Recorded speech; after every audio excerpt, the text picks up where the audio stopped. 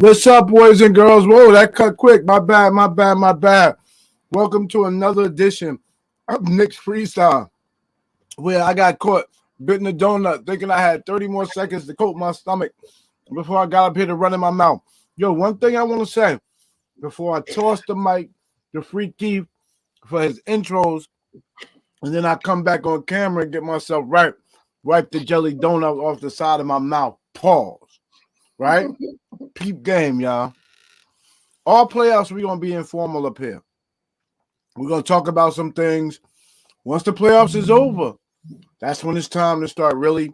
We're going to give you that content where we're going to tell you what free agency look like, what the draft going to look like.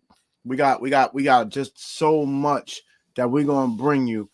But please, let's just get reacquainted in April and May and June. As soon as June hit and the playoffs end, we're going to turn this content up. Talk to the people, Free Kid. Yeah, thank you, sir. Thank you, sir. Go ahead, get yourself together. Get right. Get right. You know we informal in here. This is homie talk. This is homie talk in here. We all right. Now, what's going on, good people? Good night. Thank you for spending the time with us. We appreciate it. But like the big homie was saying, yeah, we got to get into some things now. Like, our season is over. You know, it's only so much we could beat that in the head. But like, now we got to look forward. I think that there's a lot of information that we can glean from what's going on in the playoffs right now. I think that there's a lot of perspective. Perspective that we could take from some of the things and some of the teams and some of the teams' performances that's going on in the playoffs. Some of the players that's going on right now that's performing right now or not performing. But yeah, man, it's still lots to talk about. You know what I'm saying? Let's go. Let's get started. Well, the first thing I want to do, Keith, off the freestyle, I'm a freestyle the first topic, and then you're gonna freestyle the second topic. Right. And you know the fans like to get us competing against each other. So if they want to find a competition, let's see who came up with the greatest freestyles tonight. You know how they do. They all right. I like that. So my first freestyle is called Free Keith. Because you tell fans to relax, stay positive. But the only thing I would add to your relax, stay positive, they're not going to buy it anyway. Because every New York Knicks fan wants to win a championship tomorrow. They want to win multiple playoff series tomorrow. But the only reason I say free Keith is because at the end of the season, you're optimistic. And I believe now in hindsight, your optimism is more about the future. You believe one thing I had to give to you is that you said Obi was going to do more than we expect him to do. And you were right. I went over this last week. RJ's efficiency is a problem. Even though he finished the season looking more confident to be in the league, we don't want to end up buying something that doesn't equate to winning basketball. So RJ's the only one that still has the biggest question mark over his head. Everybody progressed as they should. Everybody else progressed as they should. So just think 1 year later, these assets are more valuable than they were last year this time. And so if the assets are more valuable, then the Knicks franchise is only so much more closer. Because here is the flip side to rushing. The Brooklyn Nets tried to buy it overnight. They went out and got Kyrie and KD. And as a smart Knicks fan, we can say, okay, that was cool. Y'all got him. We didn't. But your window is now. Your window is now.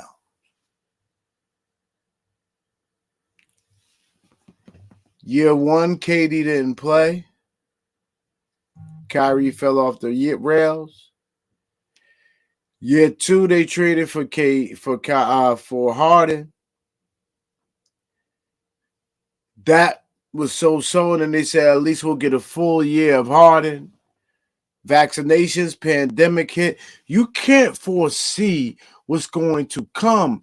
We keep trying to tell you guys, we were supposed to have so many good New York Knicks team because on paper, we must admit, there's been some great on paper Knicks teams. We did not win anything. We have no choice but slow and steady wins the race. You see what happened. The player drafted right before RJ Barrett, Ja Morant. I mean, we're just missing. Slow and steady wins the race, boys and girls. We gotta slow down. We gotta relax. You can't be looking for home runs over every corner. You just went through that season. The best thing to do is automatically right now set next season at 31 wins. Set it at 31 wins. Forget who gets picked up. Set it at 31 wins. Know that you don't know what RJ is going to be. Know that you don't know what Obi's going to be. Know that you don't know what Julius Randle is coming back. Know you don't know what Grimes' ceiling is. You don't know what Sims' ceiling is. Will McBride ever get worked in? Rokas Bidas, I guess, is not coming, so I have to worry about that. We got to figure out whether we're getting Cam Reddish minutes. And this is before any of the trades. Then we're going to trade some things and do some things probably and maybe get a free agent here. And we're definitely going to draft. I'm going to shut up 1 second. I'm going to pass you the mic so you get busy. But you're on mute. You're on mute. Just on the point that you were just saying, you could continue, but I think that the trading and stuff like that may actually, some of those other questions actually gets answered by the trade. So it may not be a one first, then the other. It's kind of like you might need both to answer the questions of both. Thank you for coming through and clarifying my point. I appreciate that. That was important. What you just said really made it simple as A and B. It really did. There's no order. And what I'm saying, there's no order. Things could, right now it's off season. Things could happen at any time. At any time. So we got to just relax. That season wasn't as horrible as we thought. It was just some of our expectations was a little higher than everything was ready to deliver. But we know that's the new basement though, Keith. And we've been lower than last season. Let me shut up and let you cook. That's it. Man. No, that's it. Cats are looking at the ceiling. And I dig it.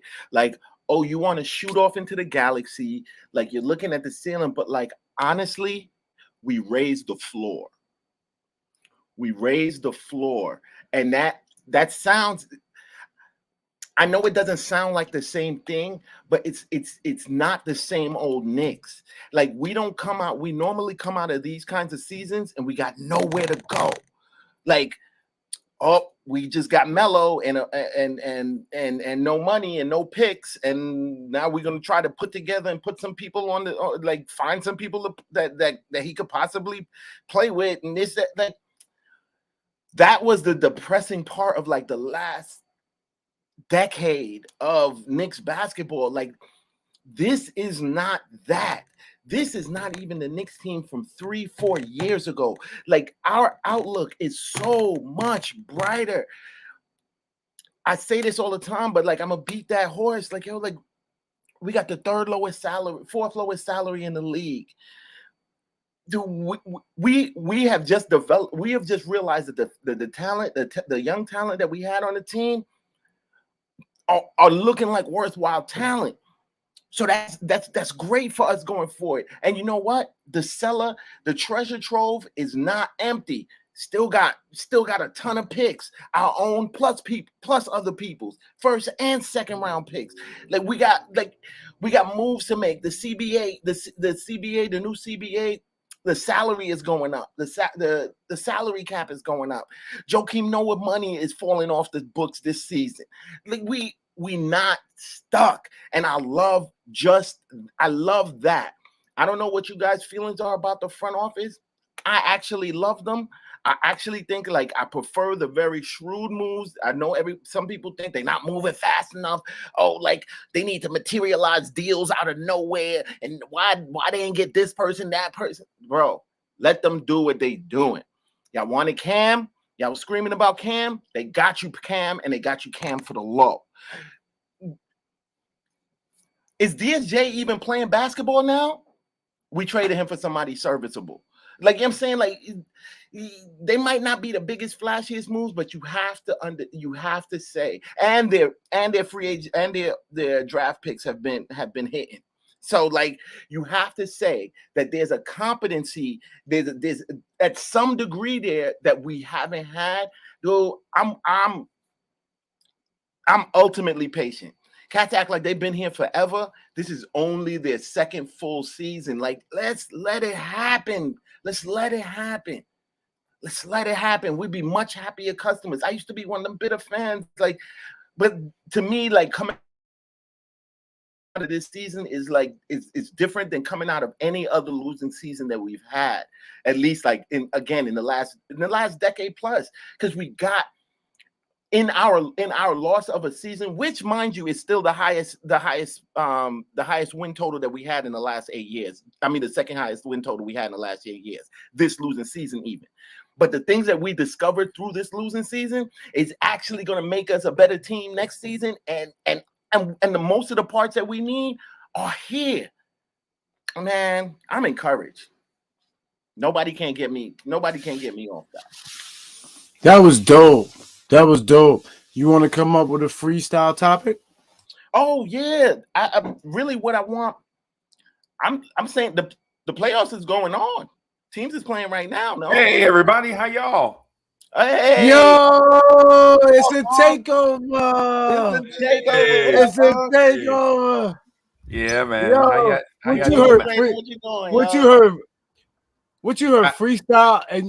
Freestyle and you might have some bars. You got bars? You got bars? That should be the new joint. Like, yo, like what? You got bars? Knicks bars. Yeah, man. Yeah, I'm a long time listener. You know what I'm saying? Long time forever fan. And I heard Free Keith do his Eternal Optimism. And I wanted to jump in and just say, Ghetto Intellect, you look that bow tie is exquisite. I love, yeah. His bow tie game. His bow tie game is official. I can't front. I can't front. It's fire. It's fire. We used to clown Pee Wee Herman. Now it's style. That's weird, yo. Yeah, notice how I changed the subject. I said I heard Free Keith and I complimented Ghetto Intellect's bow tie. That means he wasn't feeling Free Keith. I know he not. Yo, dude, my topics are against Freezy's like negative Nelly mindset. No. I'm not saying negative Nelly, and I'm not even saying I'm not saying that you don't have the right to believe what you believe as a Knicks fan, because we all have different experiences, right? I just take a different stance. I don't look at this team as a team that has been a loser for 7 out of the last 9 seasons. I look at this team as a playoff team that took a step back because they tinkered too much, right? That's the way I view it, right? And I understand. Too much? They tinkered too much. They kept 90% of the team. But just because you keep the same people, 90% of the team, bro. But just because you keep the same people, don't mean the same people do the same stuff they did in previous seasons. You feel me? Okay. Right. So it's like fine. I think what we did was that's fine as it plays out, but you have to assume that they're going to do the same. I can't go into each season thinking that the aren't going to do what they did. But Free Keith, I'm not assuming that. I'm not assuming anything. What I'm stating is I think we took a Michael Vick quarterback and tried to turn them into a Peyton Manning quarterback. Okay. I think we took a Peyton Manning type quarterback and turned him into a Michael Vick type quarterback. And just because they have the same title, don't mean they perform their job the same way. Is what I'm getting at. Like for instance, we knew last season coming out of the Atlanta loss, or I'm sorry, not last season, but the year before last, coming out of the Atlanta loss, that ISO Randall is not a sustainable offense. Learn. Right? Definitely right? learn. And so what we did is, instead of saying, let's tinker with that a little bit, we Neither is ISO Trae Young. But, we scrapped. No. I'm talking about ISO Randall, our offense. I know. That was just me. That was just me planting a seed for my freestyle topic. But go ahead. You are a great seed planter, by the way. Because I'm still thinking about stuff from last week. So, but anyway, what I'm getting at is instead of tinkering with the offense and say, hey, Julius, listen, when you get this look, this is what we want to do out of this look. You know what I'm saying?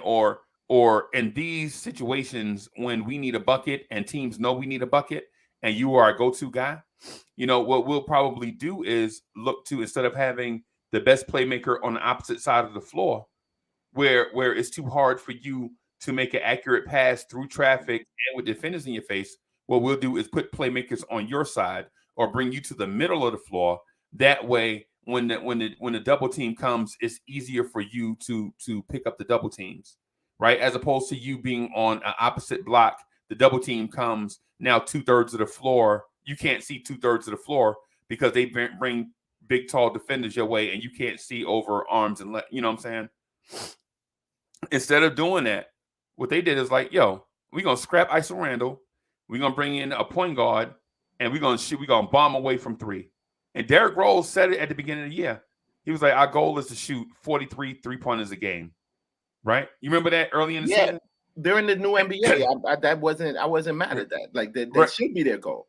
But what I'm saying is, okay, so if that should be their goal, and this season offensively was up and down, so to speak, you can't blame Randall for this season. All the talk we said about Randall during the season should be scrapped, because anytime you start something new, there's an orientation period or a learning period for you to learn this new thing. So this season, if that's the case where we wanted to go all new, right? Then what we should do is have the orientation period. It's like when Dallas Cowboy fans got Mike McCarthy, and the offense was sputtering, but you could see it was going to be something in year 2. Right? Receivers are not dropping balls. Backs are not missing assignments, getting Dak Prescott hit. You know what I'm saying? You know what I'm saying? All these different things. That's what goes on in the first year, right? The second year, then you get better. The third year, you get better. The fourth year, you know what I'm saying? You get better and better. And to be honest with you, I think the offense looked a lot better down the stretch of this season. You even saw Emmanuel Quickly get 2 triple-doubles. You know what I'm saying? You saw Obi Toppin break out. You saw RJ Barrett get to the basket at will in this offense, right? But here's the thing. RJ Barrett didn't hit his free throws, so the part of that was supposed to be fruitful wasn't. You know what I'm saying? Because if RJ hits 80% of his free throws, RJ is a 24-point per game scorer, just about 23-point per game scorer, right? And so what I'm getting at is, in the grand scheme of things, this has nothing to do with the front office. What this has to do is, when you try something new, you have to kind of, give some room for improvement and growth. Hey, G.I., am I right with that? Like, remember the first day of school? Remember kindergarten, when your first day in kindergarten? They let you take 3 naps during, the first week or so. But after that, you have to only nap during nap time. No, I was digging. I really was digging your assessment, especially when you said you got to be careful how you move the parts. It was only a couple of parts, but the couple of parts were a big difference, Yeah, and quietly they should have just kept them, because really the chemistry that was messed up was the defensive chemistry. That's what was messed up, and it wasn't. And it's like from I don't know if this is true or not, but I heard I heard Tibbs wanted to keep Bullock for that reason, specifically for continuity, but continuity of the defense, like specifically. And that's the area. Like, it's our defense that was leading into that good offense. That's what was going on last season until the playoffs, where where the Hawks could just lock in on our total defensive engine and lock it down, and which subsequently is what happened to them this series. So like the evidence is there, but like we definitely needed to change around the offense, and we need to add to that. But what I think it was undervalued how much it would mess up the defensive chemistry who they got. Yeah. And I think so. So what I'm saying is, what I just want to introduce is the fact that there are so many moving parts going on right now that it's tough to just place all of that stuff on one entity. Because for one, if you have a youth movement, if you say young core 3 times in your parting statement, that means you're in a rebuild with a young core, right? I mean, because you emphasized it. You said it 3 times and 2 times in isolated sentences. It was not in passing. once was in passing, and then 2 were 2 separate times where you emphasize young core, right? So if young core is the deal, and you're changing up, now you're changing in offense. You have members of your coaching staff leaving, and you're filling in coaching staff places, right? And then you have the bringing in of a new point guard, a totally new backcourt, right? Plus you have a front office that is new to this. There are a lot of moving parts at once that you have to take into account, that when you juggle all these things, like you juggle all these pies, sometimes you're going to have food on the floor, right? You juggle all these pies, bro, you're going to have food on the floor, because you can't juggle all this stuff at once unless you're an experienced front office, and you're not, right? Or you have a office of coaching staff with continuity, and you don't.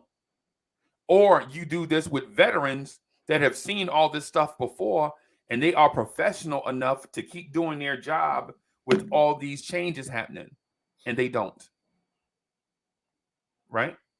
That's what I'm getting at. It's like at our job, when changes come through, when you have vets in place, you have your people with seniority in place. When changes come through, they're gonna be like, oh man, geez, man, we get all these changes again. But they still come to work and be professional. We're and fans. And execute that. We're fans. We look at these games like games. Like, oh yeah, like to us it's entertainment, it's games. That's a multi-million-dollar workplace. Those guys are at work. People don't understand, like at your job, seniority matters. Even if the young kid, the young flashy kid, the young flashy upstart joins your company, they still have to work time, no matter how sharp or whatever it is. Like they still gotta work time. They work their time to beat the guy out who's been there for 20 years or this, that, and the other. I disagree with this though, Keith. It's not about seniority matters in the NBA.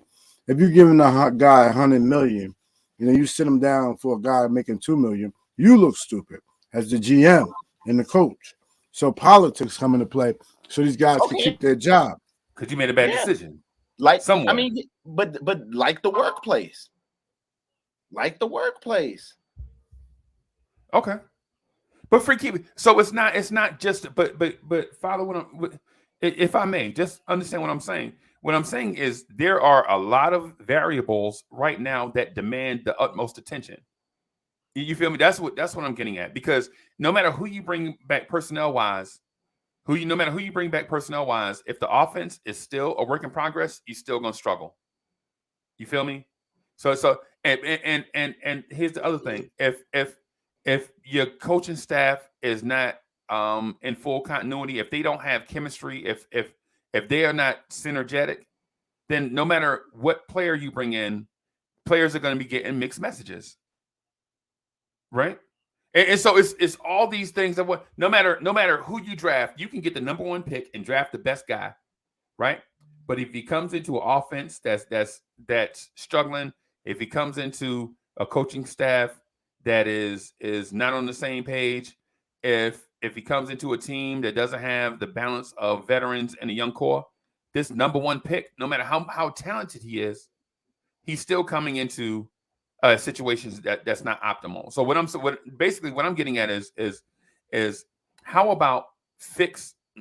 like you said, take your time this offseason. Things don't have to go in certain order.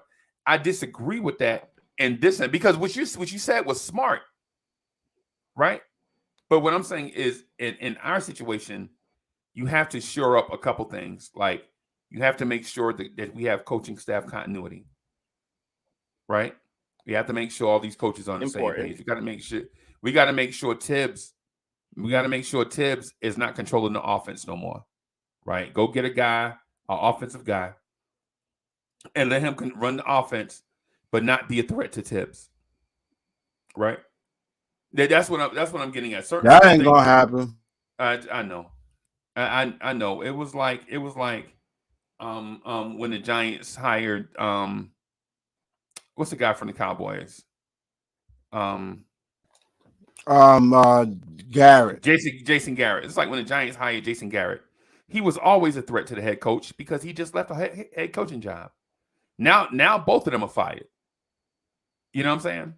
So yeah, so what I'm saying is bring in a guy that's a not a threat to Tibbs, so that Tibbs can run the organization like the organization needs to be run, and the offensive part is taken care of. Now you have two issues that are no longer an issue. Now, no matter what young talent you bring in going forward, or no matter what veteran superstar you trade for, that person is not coming into a disruptive situation.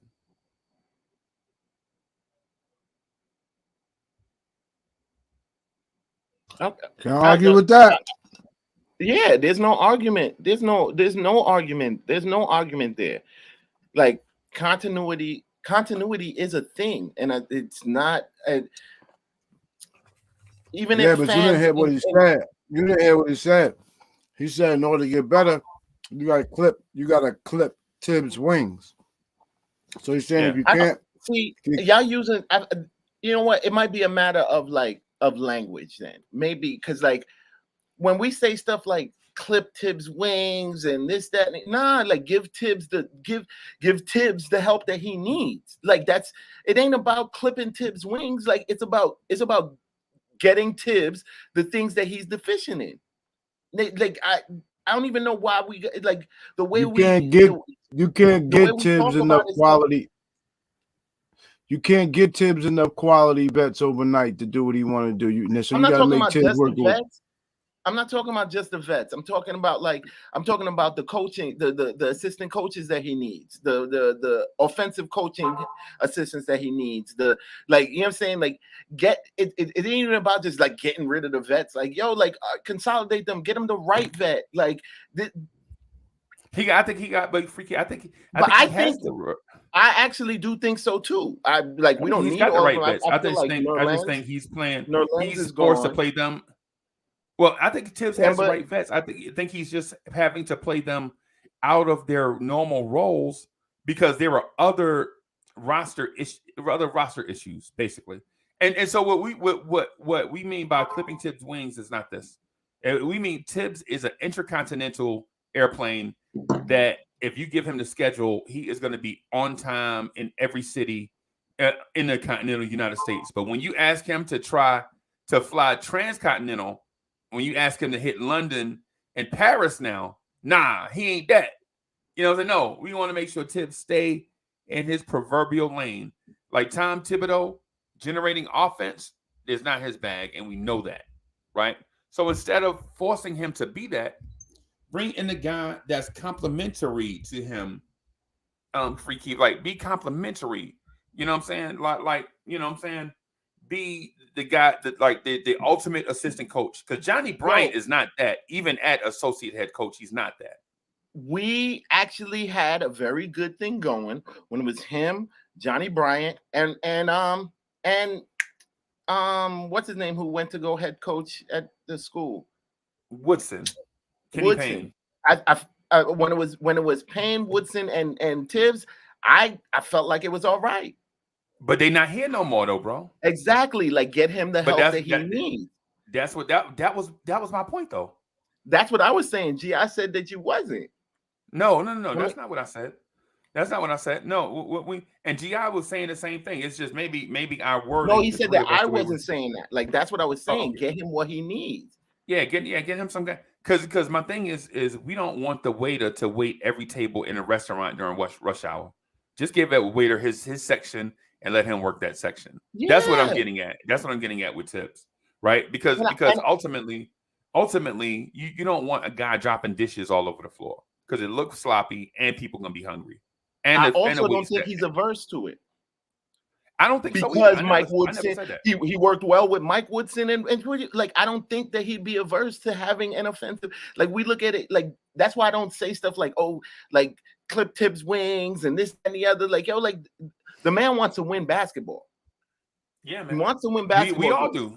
We all do. He had no I'm saying he had no problems with those assistant coaches that was helping his offense when they were here and we were doing better. So get him some assistant coaches that can handle the offense. That to me is more the front office than Tibbs. But that's Tibbs too, though.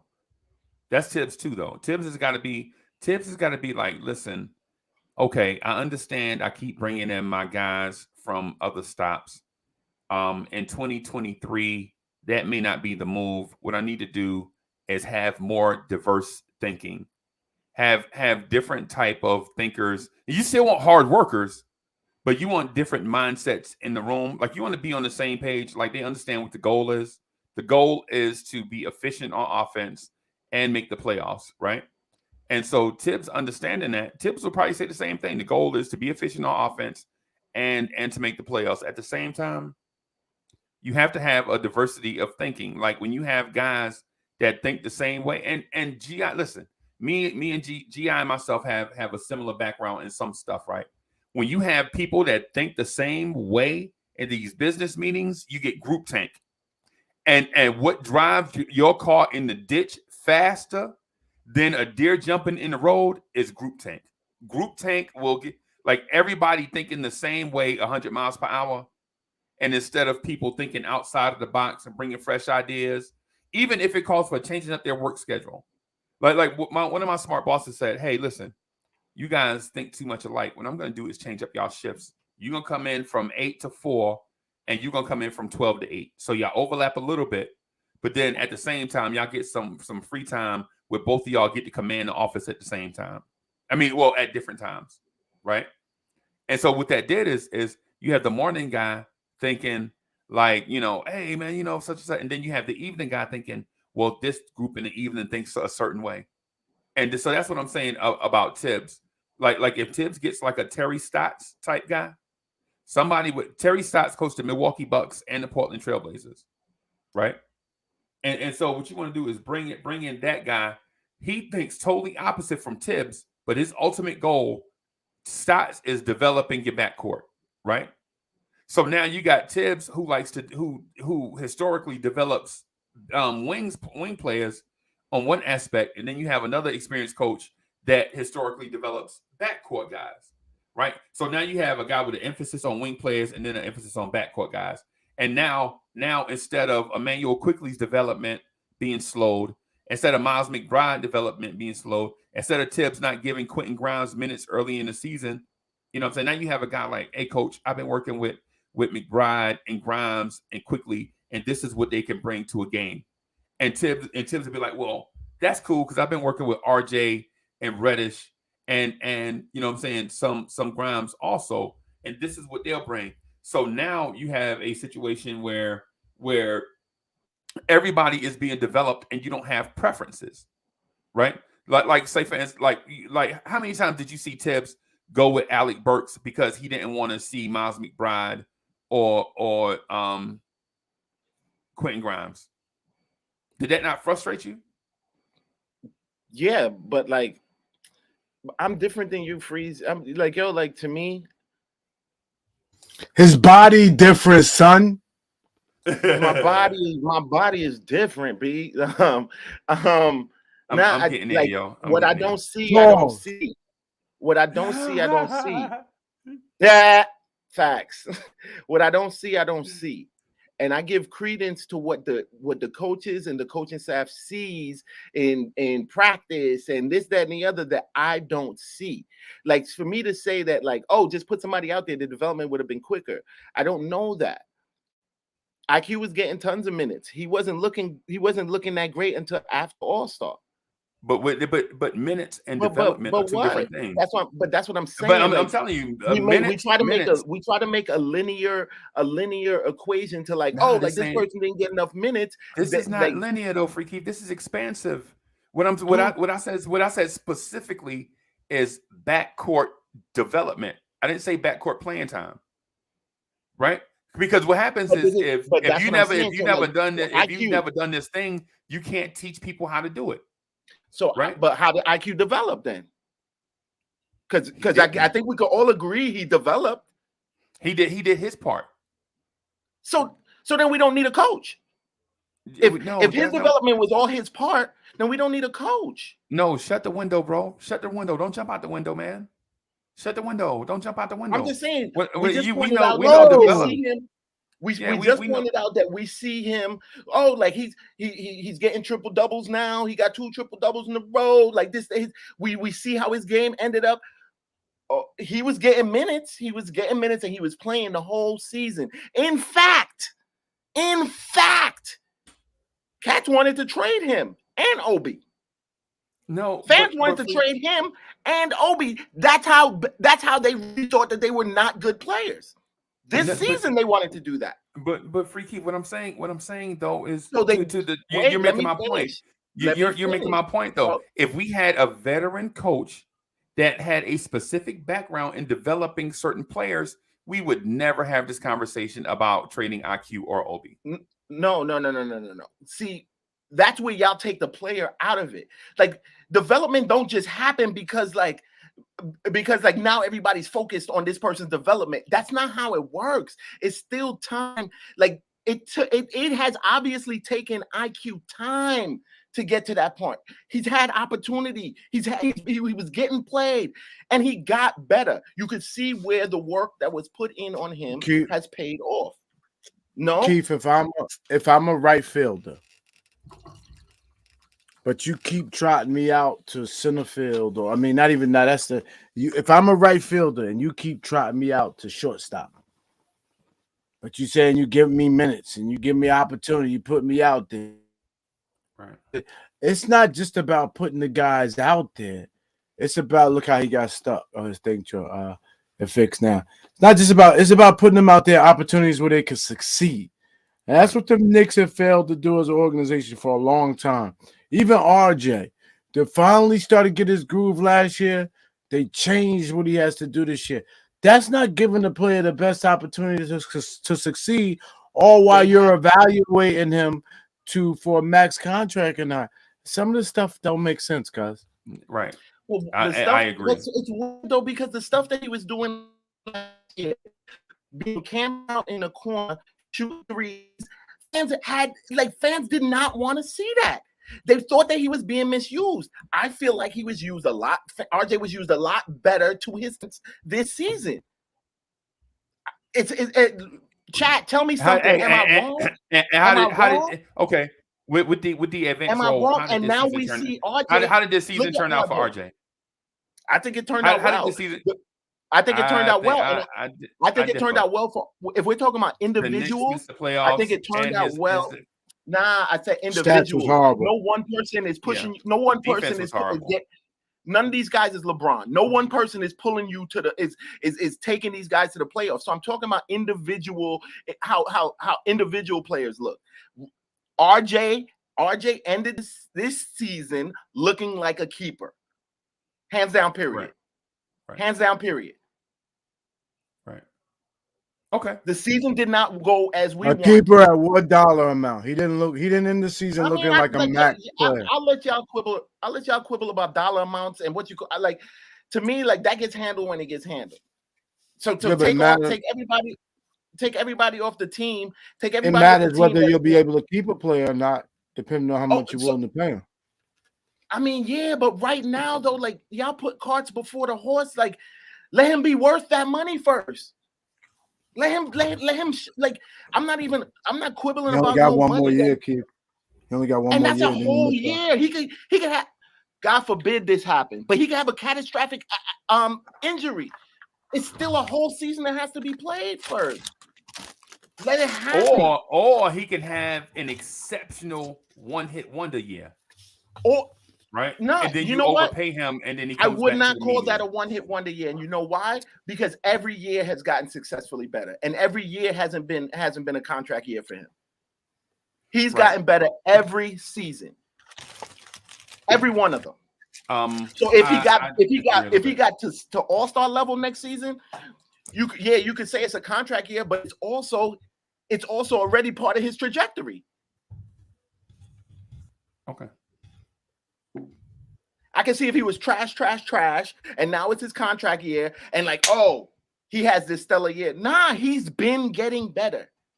So it stands to reason that what has he gotten better at? What has RJ gotten better at? Wait, his aggressiveness, his gameplay. Like, the dude is not.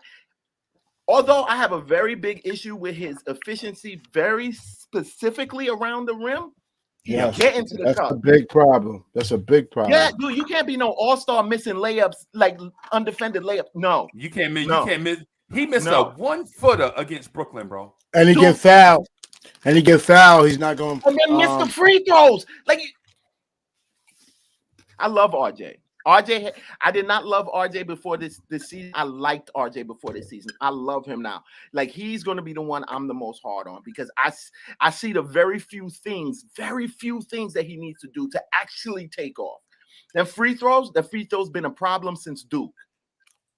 They've been a problem since Duke. Since high school. Well, I haven't. You know what? I'm gonna say Duke because that's when I started checking for him. I don't know about high school. I'll let y'all talk about that. But like, the free throws have been a problem since Duke. The efficiency has been a problem since Duke. These are the things that I feel like I'm gonna hold him to the fire on. Because I tell you what, like you said, those free throws, 80%, hitting 80% of his free throws would have raised his per game average up by at least 2-3 points. And you know what else? Not missing. Not points. missing. You better try 4 or 5 points. He's good for missing at least 2 layups a fucking game. My fault. He passionate. Nah, but these are the things like we'll hold certain other guys that we don't like to the fire. They get put out of position. RJ's in that position now, and he does not get the same kind of scrutiny. And that's my only issue with fans, like with fans and how they evaluate players, because their like or dislike of a player actually affects how they interpret the same exact gameplay.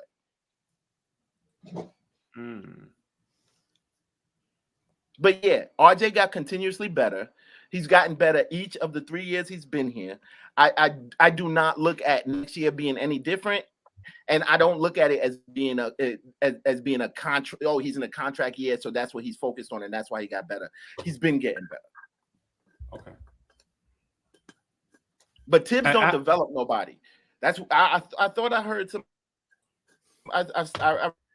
No, Tibbs did a better job development last year. One of his best years. I'm not even saying better job, worse job, this, that, and the other. Like, when we see certain results, we like to take, like, because we don't like someone. Tibbs has a track record, bro. And not give the devil his due. I can't let you do that. Devil his due. Tibbs has a track record, bro. He went out to Minnesota. He became the president, and they had to go coach. He got rid of all the young players and put all vets on the team. All right, then. So you can't work like that. Here, but you can't say he didn't have a track record. I'm using the 2 full seasons, full seasons as evidence, and the players that we have. IQ has gotten better. Obi has gotten better. RJ has gotten better. Quentin Grimes has gotten better. Sims has gotten better. You can't take away. Mitch has gotten better. But you can't take away from the narrative. There's no development going on. This is what I'm saying. Cass has been on it. You can't take away from the narrative that he has another major portion of his career where he didn't develop players. You can't take that away. So we said he gotten better. So we can say he got better. No, nobody. Wait. I'm talking about the here and now, and I'm getting comments. I'm getting comments in the here and now that he hasn't developed any of these kids. And I said he got better, and you said you're not going for that. You gotta go. I didn't say I'm not going for that. You did. Because I'm talking about right now. Yes, cats are still on the he didn't develop nobody right now. They're on that right now. Let me tell you something, Keith. And that is a fallacy. And cats are not being objective. You're crazy. You're crazy. Cats aren't being objective. Like we are seeing products that got developed. So now all of a sudden they did it magically by themselves. That's all I'm saying. You're repeating yourself though, because you just went through the whole every player he got better. Here's the problem, though, Keith. There's teams like Memphis who has Desmond Bain looking better than RJ Barrett.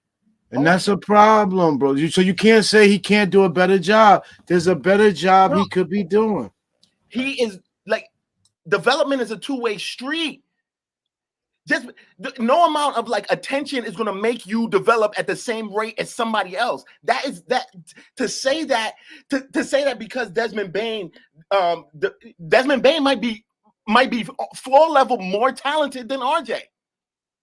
His part in his development is it may be better than RJ's part in his development. But we can't say that. We can't talk about that. Those parts are irrelevant. If somebody's not developing, it's if somebody doesn't look good today, it's all the coach's fault. And that's not true. But that Freaky, that's not what I said. All I'm saying by RJ standards, by what we've seen of RJ yesterday, he's better today. What we've seen of IQ yesterday, he's better today. What we've seen of Obi yesterday, he's better today. What we've seen of Sims yesterday, he's better today. That completely goes against what I said. I'm not going with what you said. No. I just want to clarify my stance. This is not a shot at you or anybody else. What I said is development is part 1/3 coaching staff, development staff, right? 1/3 environment, you know what I'm saying? The soil that you put your seeds in, right? And one part the player. So it's one part the ground, the ground that you put it in, one part the rain and sunshine, and one part the seed. That's what I'm saying. And so to blame Tibbs for somebody not developing is not fair, especially when we know Tibbs has a niche for developing wing players, right? What I'm saying is if Tibbs has a niche for developing wing players, then your backcourt players, your guards, and all those type guys and everything may not have the same type of emphasis from the head coach as the wing players would. That's what I'm getting at. I'm not saying that Tibbs don't develop. I'm just saying that guys like Cam Reddish and RJ Barrett and Quentin Grimes are going to get better under Tibbs. Guys like Emmanuel Quickly, Miles McBride, if they don't bring in a point guard whisperer, a backcourt whisperer, they are not going to develop at the same rate as the guys that fit Tibbs's niche. I'm gonna move out of the way for a little bit because I gotta. See, this is what he do. Let me give the salacious point and then I'm out. Yeah, I don't want to have you backed into a corner with a bad point, bro. Oh, you ain't back. I want to let you live. My brother James just popped in. What's good, bro? Yo, GI. Hey, what's good, Mr. James? GI, we ain't do the shout outs yet, brother. Yeah, let me go ahead. Let me handle these real quick. You got to give the love before you see the time. Yeah, let Free Keith out of the corner, bro. Wow. Ain't nobody. Yo, Freezy, me and you gonna fight. Yo, Chef MYK, always in the building. Pudge Nice. Your loyalty transcends. The New York Knicks. Gerald D. MacGyver. Yo, I can't tell you. These be the same names week in, week out. Jay Boogie, I'm telling you, yo, it looks like last week's chat. Is we sure this is this week's chat, not last week's chat? Tricky Nicky, salute to you, my guy. You know you'll always be my guy. JM30, what it do? Corey Lee, Bo Ismail. He's upset with you, Keith, about because you said Bane might be better than RJ. He wants that smoke. He really wants that smoke. Listening. That wasn't about. Well, hold on one second. Well, hold on. But you did kind of sound like. I was Go saying. ahead. Bo want to Let know me what you were saying. explain my point. When Please. I said that, it wasn't about me saying that he's better. I'm saying like these are the possibilities of things. It doesn't have to be one thing. That's what I said. That's what I was saying. I was making an example. I don't think Bane is better than RJ. But I'm just saying, if you feel like he was developed better, there's a whole litany of things in there that could be possibilities as to why he could be more talented. His part of the development process, which is the coaching, the coaching the trainers, and then is the actual talent. Like you might actually have more talent than somebody else. That affects the speed of your development. That's what I'm just saying. It's not all the coach and what you call it that like really. I mean, not that I'm taking away anything from the coaches, because I do think that they are definitely 40 to 45% responsible for that, for the players taking that next step. But I do not discount the players' actual, like, their part in it. Well, I'm not in this argument. I'm gonna get back to the chat. Sound like you was tap dancing a little bit, but I'll see what Bo. I'll say what Bo got to really say. Thought that I thought that Bane was better than RJ. It was just an example. Okay, all right. Hinton Murphy. I am Hinton's co-pilot when we watch the games over on the Legion of Knicks with G-Mo. Shout out to Hinton Murray coming over, or Hinton Murphy, my goodness, coming over and getting that go. Yo, check him out. He got them smoke soaps. He got all that good stuff. Keep check him out. You know you be on that Alpha Phi Alpha sweet stuff. You know, not like that though. Yeah, we have something called Brotherhood Smoke. Yeah. Jay Busby, what it do? Shout out to Infamous New King. Bo, Wacko in Brooklyn. Pudge. Let me see. G Robinson. Man, there's a lot of cats in here. Lit. Rome Far Rock. What it do, Far Rock? I think we getting towards the end. Some repeats. Oh yeah, shout out to my boys Jab Step King. Salute to you. You see what we doing. You see where we at. Hold on. Don P914. Don P194, salute. And James, your boy James, y'all just shouted out. Y'all showed his comment earlier. James Labastio. Labastio. Yeah, he a bro too. Relax. Relax. Ice cold. 06. We stay chilly. Yo, relax. Relax, Playboy. But I think the next freestyle. I think the next freestyle was yours because Freezy came in. You ain't get your freestyle. Like, yo, mine is gonna take longer than 10. Yo, man, because I wanted to go into like what's going on in the playoffs right now. If cats are really watching the playoffs and like their perspectives, like I really feel it's a good time to really create some perspective about what we got going on the Knicks. Like, y'all see what just happened to this? Y'all see what just happened to the Hawks? The same thing they did to us last season. The same reason, actually, they locked down their engine. Miami totally locked down Trey. In fact, the last game he only shot 2 for 12. Lock Trey down. The rest of the team couldn't get it done. And they bet on that, and they knew that. That's the same exact thing the Hawks did to us last season. That's why I do not like I don't like team building from the standpoint of like one or two superstars and just like a bunch of guys helping them. Like, I like total team building. This is why a team like Miami can still win important games with their top guys injured. This is why a team like the Bucks, even though they got superstar Giannis, they could still win important games without him on the floor, with him injured. Like, we have to focus on really like developing our whole team. Like, we need the team building that I'm looking for is for a whole entire, like a squad and from 1 to 5.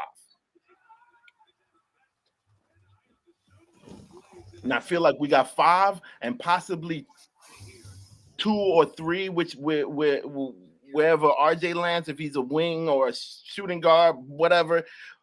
But I feel like those are positions we got locked. Well, I'm just focused on the ping pong balls. Like I told you, until we don't win the ping pong balls, I'm still praying we win this draft, and we still got a chance to win this draft.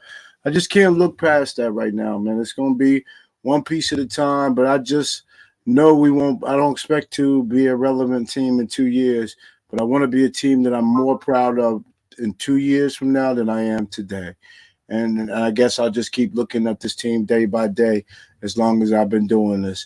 Unfortunately, it sounds like Leon Rose is on the same page. And so I think I'm actually might enjoy him being the GM once I kind of sit back and understand what it is that he's doing and whether he's winning. So far, some of his decisions, but he did say slow and steady wins the race. So that's all I got tonight, Keith. I don't. I feel, dude, I think that's more than enough, and I agree with you.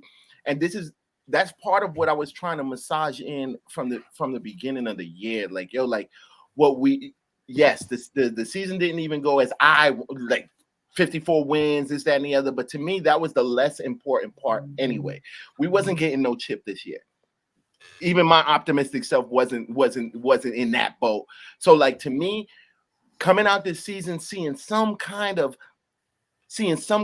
goodness, things that we can build on, and this, that, and the other, to me, those are wins because we got a treasure chest of draft capital and this, that, and the other. I don't think that we in a bad situation, and coming out this season and seeing that Grimes is a for real player, seeing that Sims is a for real player, seeing that Mitch definitely. For as much as stuff is like, yeah, I want to see him get some more post moves, a little Jimmy, but like Mitch is solid for what we need Mitch for. I like what I'm seeing with Mitch. I like the guys on our team. I think we have great material to build from. You're being very optimistic with Mitch. Oh, I'm very optimistic with Mitch. You heard it here first. I'm telling you, Mitch will develop into a top center in the NBA. No, I'm saying you being optimistic that he gonna be a Knick next year. Oh, I think he's gonna be a Knick. I seriously doubt he'll be a Knick. He's the center of Tibbs' defense. At the price he's gonna cost. Hey, it could happen and he could go. It can happen and he can go. I'm not stupid to that fact either. But like, nah, I don't think so. I don't think he's gonna go. I don't think that he's gone. Okay, we shall see shortly. I feel like Tibbs will fight for Mitch. That's the center of his defense. He loves Mitch. Tibbs has to the All-Star break to keep his job. I don't know that he can fight for anybody right now. What do you mean, dude? You think? I think if the Knicks come out and start slow next year and look bad, and the fans start booing, yes, I think Tibbs will be, and I think Tibbs will be fired by All-Star break. That's what I believe. I'll boo too, and then if they're super bad and they're bad to All-Star break, all right, cool. I'll be with you. Then he can go.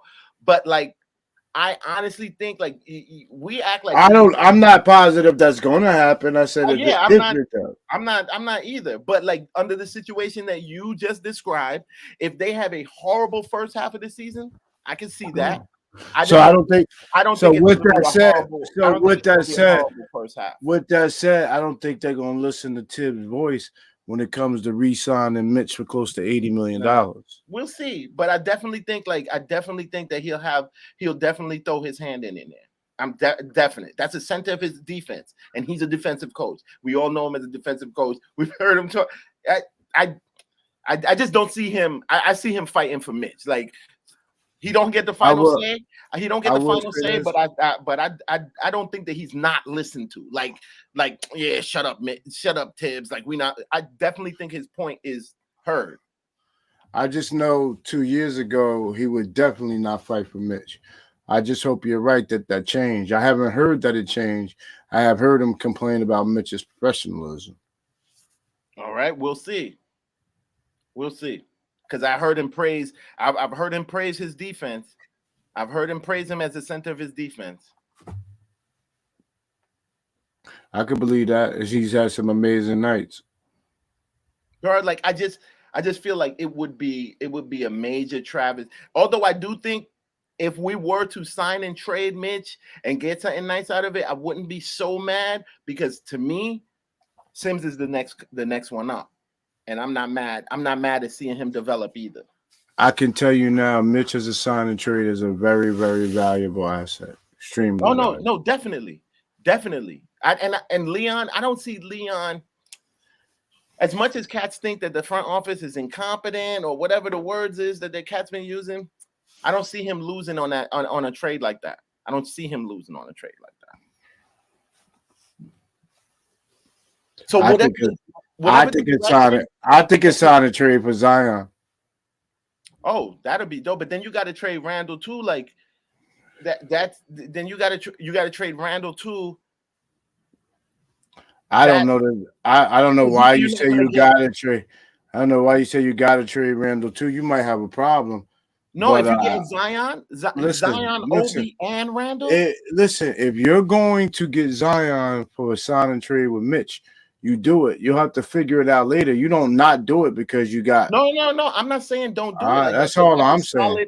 That's a solid trade, but now you have to figure out. Now you really got to get rid of Randall. Like, so you have to have something set up to trade Randall. And me personally, I'm not trading a 20 and 10 player just like that's a weapon you're gifting another team. You're gifting another team a weapon. I'm getting value for that. It's not a weapon. Like it's not a weapon at $100 million. If Zion $100 million ain't nothing. He's getting $20 million a year, bro. That's nothing. That's nothing for the actual for actually what he puts out. This cat's making more and putting out less.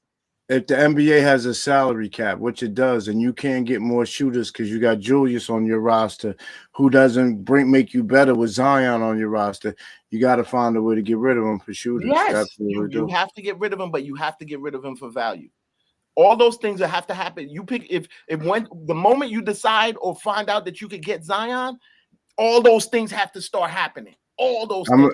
All I'm telling you is you're overvaluing Julius. You make sure that you make it seem like because you make it seem like you can't get value. You got to just be happy.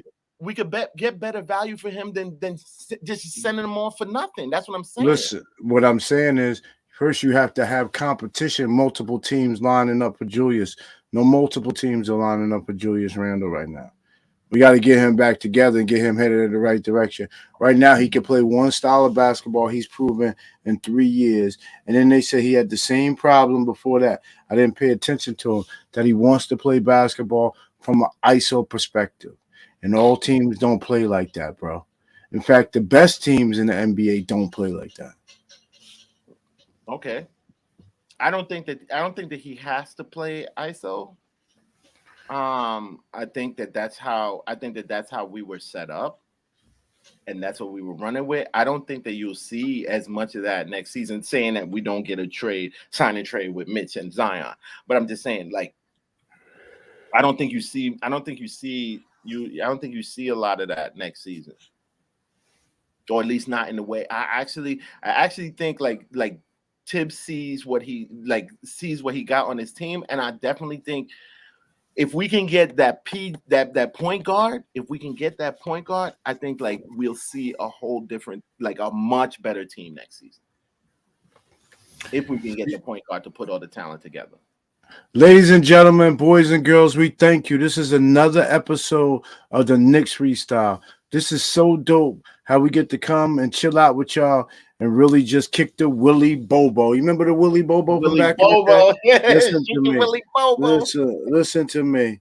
That's what it's about. It's New York Knicks is what it's about. Yeah, don't turn that other direction. I know the Cowboys, yo. Yeah, get out of here. Yo, Big Freeze. Freeze. Yo, good night, beloveds.